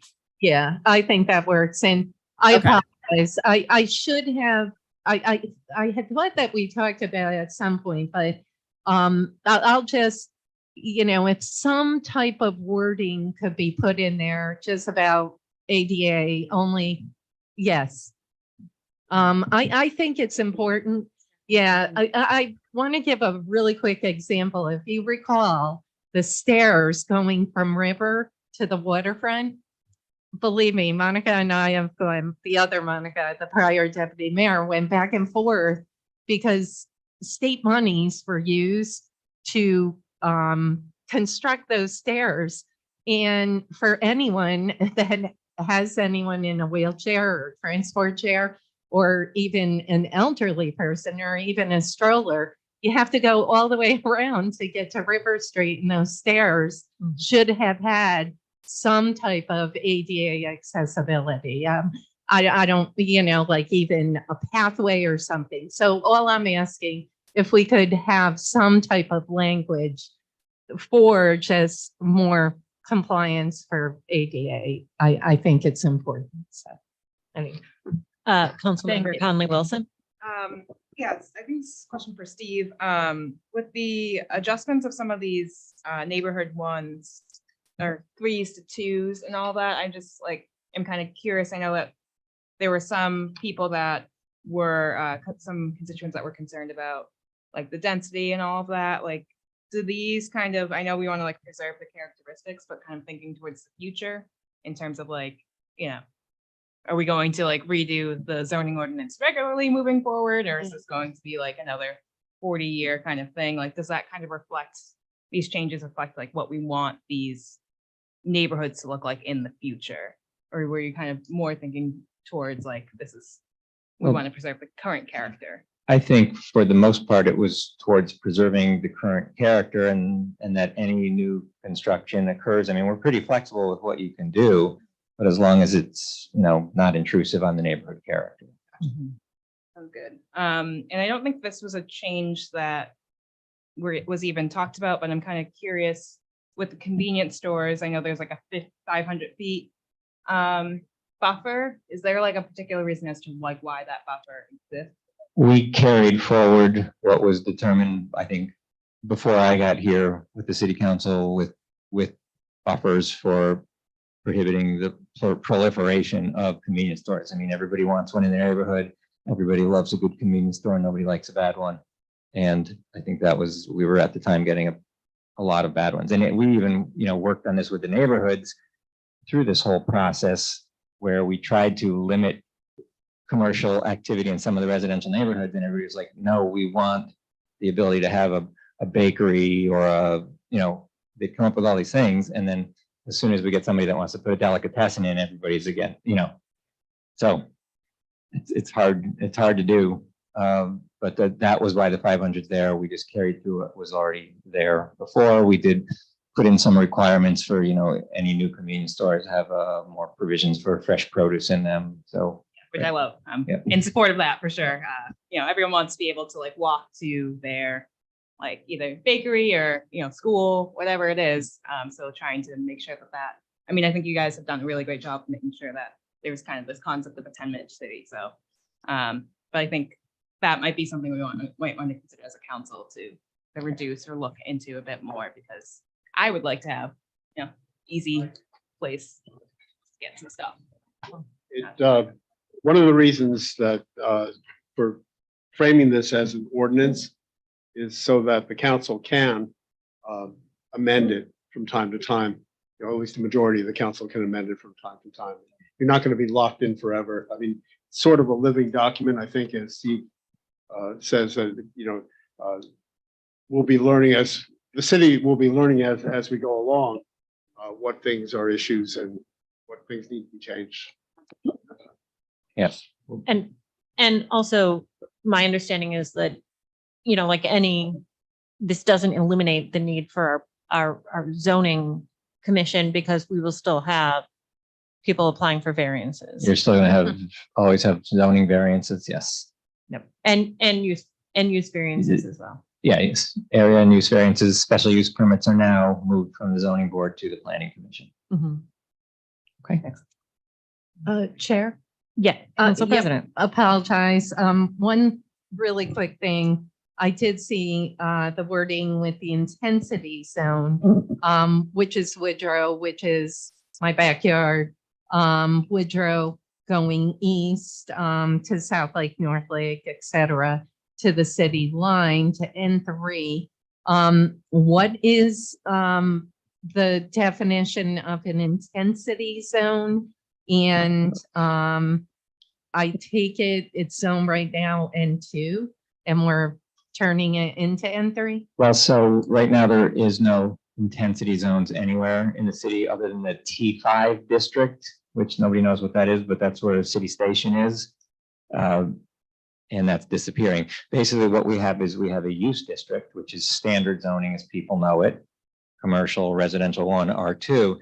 And then we have the intensity overlay, which is more the form-based zoning, which talks about how the buildings can be built, how tall they can be, how much they need to be set back.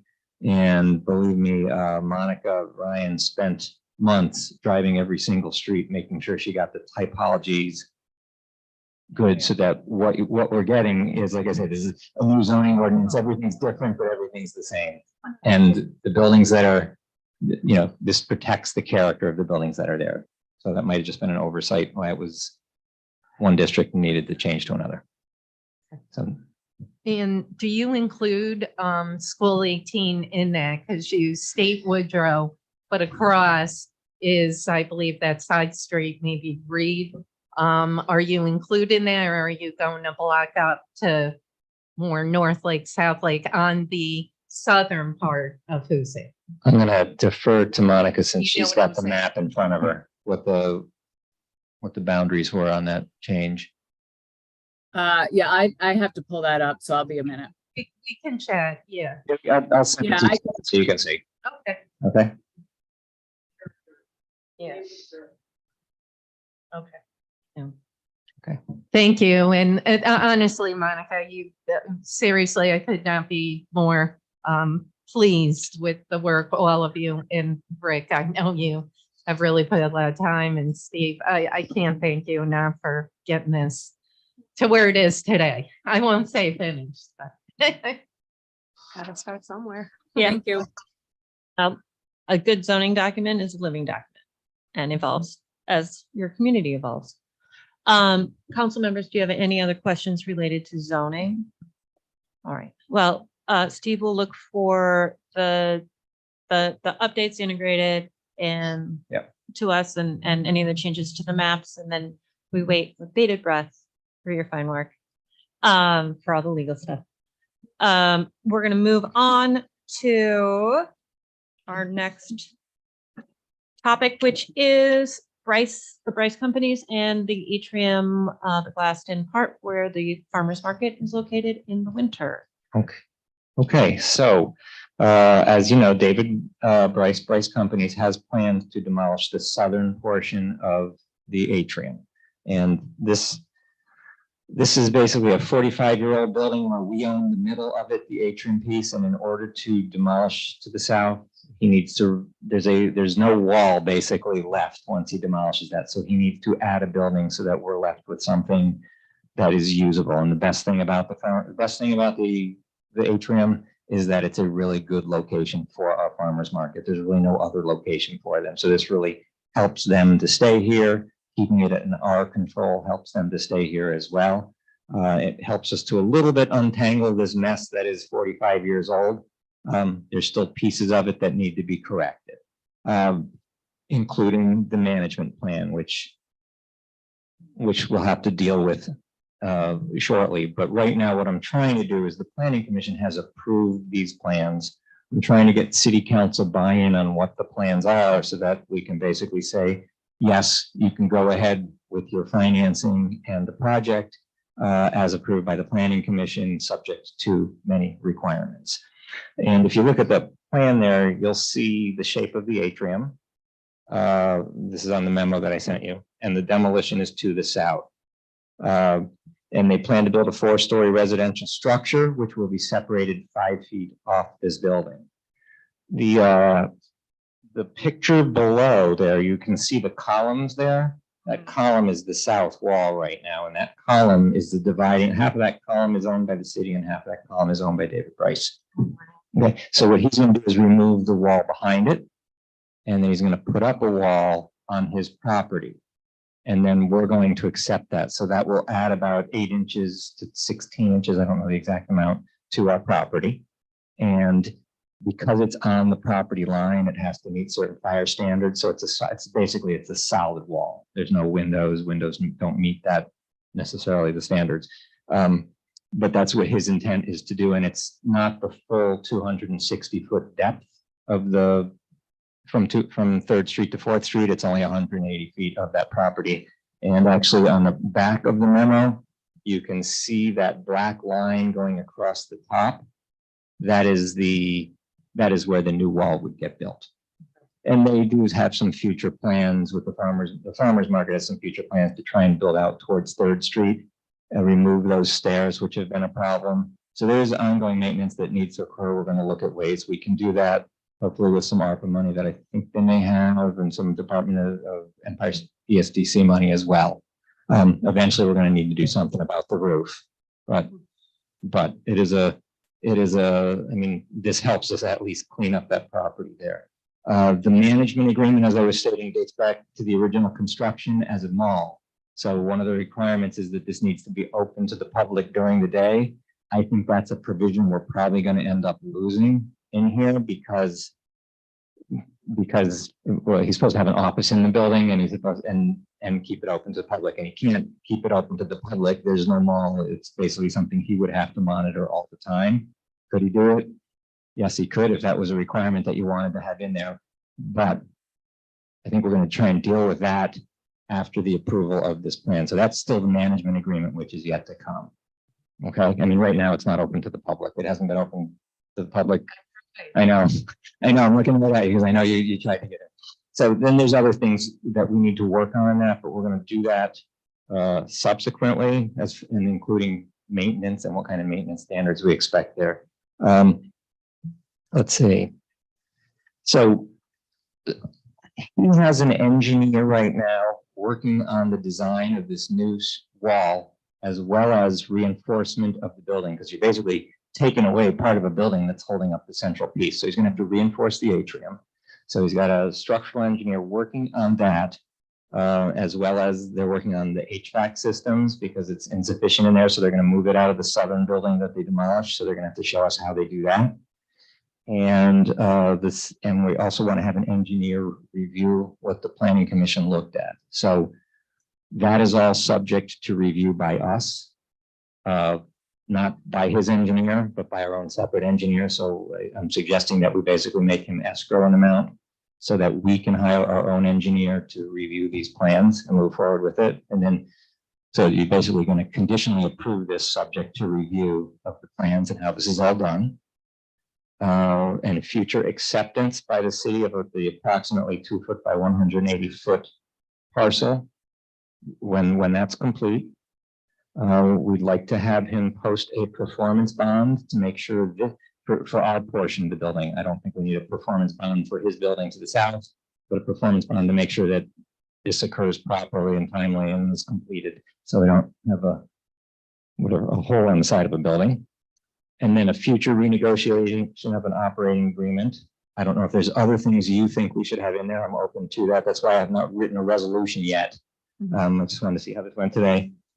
But I would say that, no building permit will be issued until all of this is complete. However, they want to start the abatement, asbestos abatement. I don't have any issue with that occurring. So, I mean, that's basically it. Also, sorry, I'm going to have Seamus pass around you. There's only 3 of them, but this is what the wall potentially would look like from the inside. So again, it's going to be. Chair. Councilmember Sargento. Steve, so and this is great. So number 6, abatement, work may commence, but no building permit is to be issued until completion of bullets 1 and 2 above. I think that's almost gonna bind, and maybe, Rick, you can, chime in on this. Couldn't that like open up to, binding the city, basically saying, okay, if you meet these criteria, then you're gonna get a building permit, but what if there's something else that needs to be done by, Well, I mean, the building Where- inspector is not going to approve a permit when there's other issues that are outstanding right. there. So maybe there should be like maybe some additional language on that.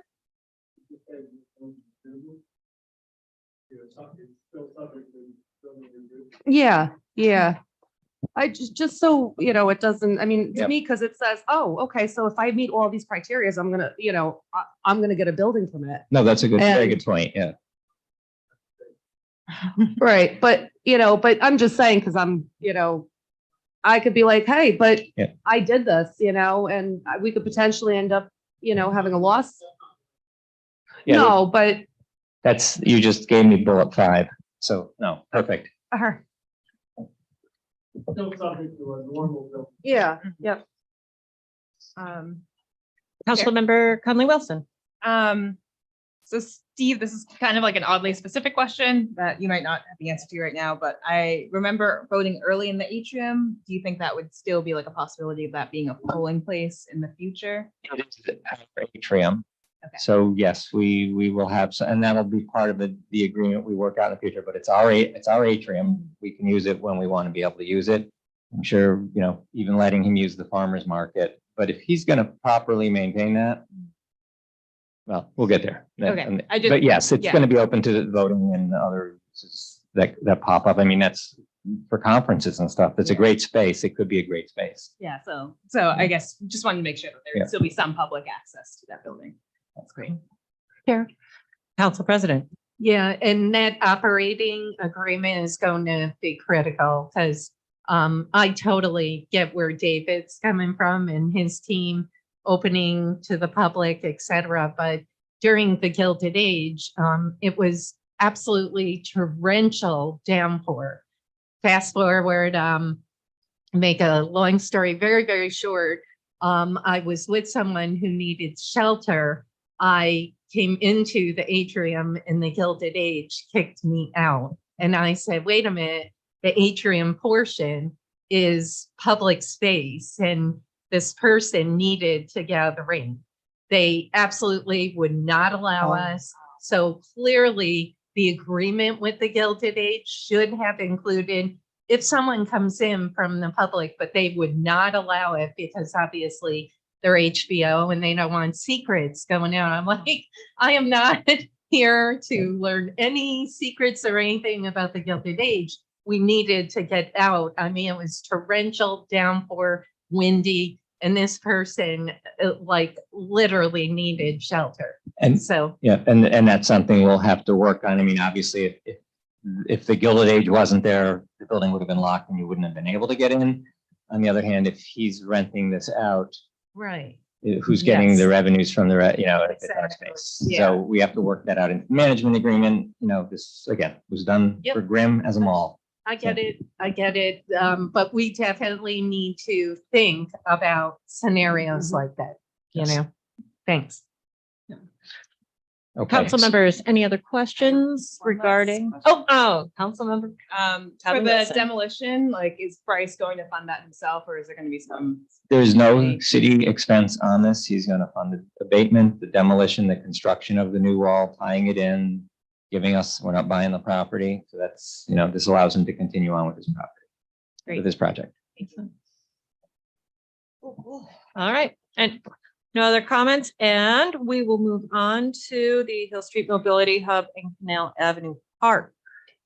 And I'm just gonna quickly mention that the reason I pulled the Northern Drive proposal was upon monitoring this morning of the traffic flow, as I was alerted to by a neighborhood, there is, it's not people coming south on Northern Drive and going onto that extension, it's people going north on Fifth Avenue and turning left. So I think there's a way around it, but it was premature to do anything, so we're gonna review that further. For the Hill Street discontinuance. Now, this is, I know many of you were at the proposal presentation the other night in Little Italy on this. And so this is a combination of a number of projects, including the CDBG renovation of and new sidewalks on Fourth Street, and the funding from both Assemblyman McDonald and from Paul Tonko for Little Italy for the market block, and then CDTA with their mobility hub. And then some ancillary things that the city will do as well. But so the main plan here is that Hill Street will be discontinued between Fourth, that triangle, basically it's called Liberty Square. I didn't know that till I went back in old stuff and looked it up. So there's that would be discontinued between Liberty Street and Fourth. And then Hill Street would be one way, Liberty Street would be, right now it's one way east until it gets to Hill Street, and then it's two way from Hill Street to Fifth Avenue. So the plan would be to change that just to one way east, which will allow us to put more parking on that street as well, both sides, angled parking on the right. And then for Hill Street, it would become one way southbound between the park and DeFazio's. And that allows us to put more parking on the streets as well. I have a huge traffic review report from Creighton Manning that says this will not cause a problem at all. Okay. But so in order to do this, there's a lot of steps. We need a public hearing on the matter, which needs to be published in the paper for 10 consecutive days. You need to refer it to the Planning Commission. Do a seeker determination after everything's done. And you need to vote approval of this by 3/4 affirmative vote. So what you have on the next page, not reviewed yet by Rick, is the call for public hearing. It's pulled from obviously one we've done before. So he's going to tweak that, but it's basically to hold the public hearing on February. Is that right? The 16th? Is that Thursday? I believe so. Yeah. So- And if you refer it to the Planning Commission, they will review it the night before. So then you can have the public hearing and then act on this at March, basically. And that allows this project to move forward. For the mobility hub particularly, they're looking to try and get this bid out and have that work done this year in conjunction with the CDBG project as well. Okay. So, Councilmember Conley Wilson. I'm real excited about this. I know that there's been a lot of discussion, especially with the Little Italy committee for quality of life committee. Like, quality of life. And I think that this is like the first step to really making sure that mobility hub, that there's like different forms of traffic happening, not just cars, but also buses and all of that. And also making sure that the parking doesn't get lost. So I'm really excited about this. I think this is a really great project. It's been really great to see the community input on this and just like taking into consideration, even though sometimes it caused a lot of different kinds of conversations that maybe dragged on. But yeah, I'm really excited about this. And, you know, I hope my colleagues also are in support of this as well. Great work. Steve, next steps for us. So the next step would be to call for the public hearing when we get you the legislation, to do that at the finance meeting, and hopefully do that next week, to call for the public hearing to be held on the 16th Mhm. and then to vote in March. Sure. Councilmember Sorrento. Steve, so once this is all said and done, how soon can this project roll out? And how long will it take? Well, it should not take long for the mobility hub. That's the easy part. CDTA has the funding. They're ready to go with it. There are other pieces tied to it. There's a new traffic light at the intersection, which the city has to pay for, and I'm still waiting to see how the CHIPS funding rolls out. We have to design the retaining wall, and we have to pay for the retaining wall. And Aaron had that all figured out, how we were going to do it. I'm just kind of trying to figure that out myself now. So it depends on a memo from some of that maybe later. But the mobility hub would be this year, and the CDBG obviously is this year. Not Liberty, the market block work, I think you're going to see that roll out in probably more likely next year. It's not fully designed yet. So that's a process. And we don't have the grants. We have the earmarks, but no contract signed. So the likelihood you're going to see anything happen there this year is pretty low. Yeah. But we're continuing to work. I have a meeting with them next week with the Quality of Life Committee and TAP. And are we likely to see contracts for those grant funds coming to us yet this year? For the mobility hub, you'll see nothing, because that's going to be the plan was we were going to bid it out with our work and then get an MOU with CDTA, but that's not going to happen. So CDTA is going to do their own work, so you're not going to see that contract, but there will be a license agreement that we have to agree to. And I still got to work out some details with Rick. The CDBG, that's construction, so I don't think you usually approve those. And I think it's already been awarded anyways. I think it's Yeah, they're already working their way through that neighborhood. yeah. So no, I don't think you'll be seeing you won't be seeing a lot of the details on this. But the earmarks may come to us. You will have to accept the grants Mhm. for the funding. And we'll talk to Andy about that and set up the line items for them to take the funding out of it. They're going to be reimbursement. So I don't know if he's going to bond for them first or what, but you'll be involved in the Liberty. You'll be involved in the market block, definitely. Wonderful. All right, Chair, Council President. thanks. Real quick, the retaining wall, Steve, is that included in the public hearing also, or is that separate? Right now, no, you're just voting to yes, public hearing to change it to one way. Gotcha. So the public hearing is specifically solely. Solely for the Sorry. abandonment or the discontinuance of the street and the two changes to one way. And, real quick, just to echo Councilmember Conley Wilson, such an exciting project, everything happening down there. It's all going to domino into even more economic development, accessibility, open space. It's just an incredible, partnership project with everyone. I mean, I can't express how exciting it is. And I think everyone wants to see a shovel in the ground, but like you said, it still has to be designed the marketplace. But if we can get the hub rolling along, it will certainly complement that, and maybe move that along quicker. So Great. Yeah.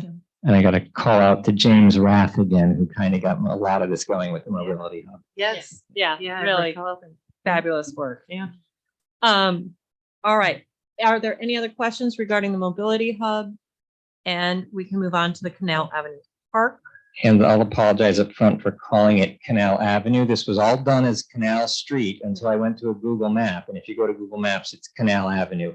And then I went back and changed everything. And then, so it's Canal Street. All right, Canal Street Park. I was like, I knew that it didn't sound right, Canal Avenue, but it's like, okay. that street got a lot fancier.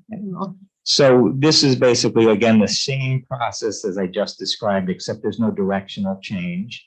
It is to discontinue that section between Franklin and what is it? Third. Third, to allow for us to expand that park over to the Post and Kill. And hopefully that kind of sets the ball rolling on an eventual greenway from the river up to the park, up to the gorge.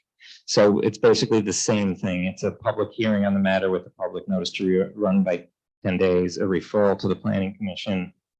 And you have to vote by 3/4 affirmative vote and do a seeker before you do that. So that would be the same thing.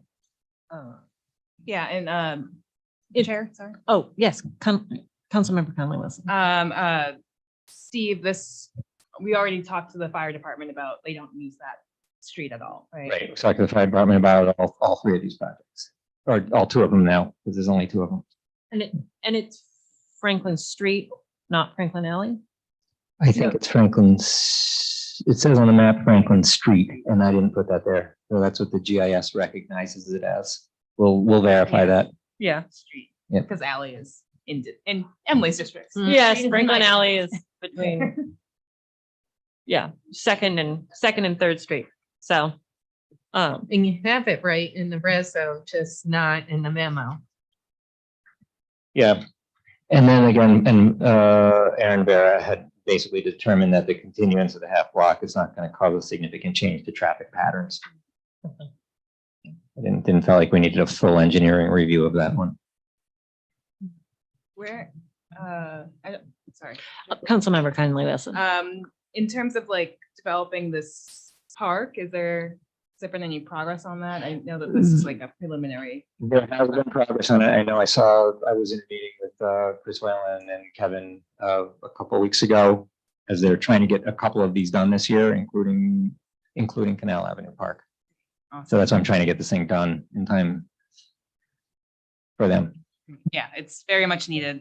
That park is a little sad when you walk by it. So it'd be nice to have a nice park to match our nice new firehouse. Okay. Yeah, absolutely. Any other comments or questions from other council members? All right, hearing none. Is there anything else you would like us to know? There's so much I'd like you to know, but I don't think I had anything else I really, I mean, just the First Avenue trail between 111th and 123rd should be under construction this year. So that adds a mile to the trail. I'm working with the Golub Corporation and a prospective developer for the Golub Corporation. We're going to take the last money that we had of that 5 sites grant. We didn't do a lot in Lansingburg because we didn't control the property, but since I just got an extension of 1 year on that grant, we're going to have the waterfront portion of that design from 123rd to actually all the way to 126th, even though some of it's already built. And that will be using our grant funding matched by the developer. So that's not going to be anything out of our pocket. Excellent. So that'll go underway and that'll probably have a public meeting or two involved with that. Chair, Council President. real quick, have we heard anything on Bond Act? Obviously, the voters passed a huge Bond Act in November. Have we heard anything on the state regarding funding for the Bond Act to date? I have not. I imagine that will be something that comes out with the budget, but I haven't heard anything. Yeah, being nice, obviously, to get some of these projects in that phase where Yeah. we could apply for some funding. And what I'd really like to do is start trying to get some design work going. So the Riverwalk was funded through the DRI up to J Street, but I'm probably I think I can get it another block up to where Mohawk Ambulance used to be. The part from Mohawk Ambulance to Middleburg is mostly the expensive part because it's going to have to be cantilevered or something, but I'd like to at least get that designed. And CDBG is going to be doing what, 101st to 104th Street. So I'm going to ask the CRC to fund just a quick down and dirty design on how to put the bike trail on the road there when they do it between St. Basil's and where it opens back out to the river, because a lot of that's too narrow. I don't know how you can do it. And you certainly has too many properties, too many private property owners that you're certainly not going behind them. So, And, just real quick, when I was at the Greenway Canal, when we couldn't develop the trail on the trunk line, it's called along the riverfront, we came obviously onto the street. So as long as there's signage, things of that nature, because there's nothing you can do where there's It's just, it's difficult. mounts 'cause- of private property. And it's difficult because the sidewalk from St. Basil's north about 10 properties, St. Basil's, Basil's, whatever, north about 10 properties, there's plenty of room to do it on the east side, west side of the road. But then you get to this little neck down where you have parking on either side, and any modifications probably going to requiring the loss of parking. So we're going to see if there's another way to do it. And just real quick on this, have we stirred up any combos with the Army Corps? I know years ago when I was at Canal, we actually talked about with the Army Corps some potential, for access. I know they're with Homeland Security, they're very, very tight, but have we gotten anywhere? With the, I don't know what his title is, a couple times to talk about this project as well as with National Grid to try and get through those two sites. National Grid was open a little bit. It's kind of backburnered for now. I think there's a way between the rebuilding of Fallon to go through part of the Armory, not the Army, part of the Army Corps site, and then go out and then maybe come back in at the other end. It's funny because the guy I spoke with at the Army Corps, he's a runner. And he said, the runner in me loves what you're doing. And the security officer in me doesn't like this at all. So I think we got some room to go, but we haven't really, I'll probably have to call in some big guns like Congressman Taco or something like that to try and get that moving. Thank you. All right. Any other concerns, questions? All right. May I please have a motion to adjourn? Motion. All in favor? Oh, I second, or second, all in favor? Aye. Aye. We are adjourned. Thank you very much.